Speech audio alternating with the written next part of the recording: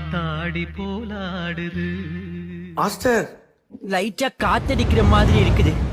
மரமெல்லாம் அப்படிக்கா இப்படிக்கா அசைது, பூவெல்லாம் அதுவாவே உதிருதுடா. அப்படின்னா ஹீரோயின் வரப்போறான்னு அர்த்தம்டா. ஆடியில செய்தி சொல்லி ஆவணியில் தேதி வச்சு செய்தி சொன்ன மன்ன வருதா, எனக்கு செய்தி சொன்ன மன்ன வருதா. சொந்தம் சொல்லி நெத்தியில குங்குமத்தை வச்ச ஏன் மன்னவர் மன்னவருதா.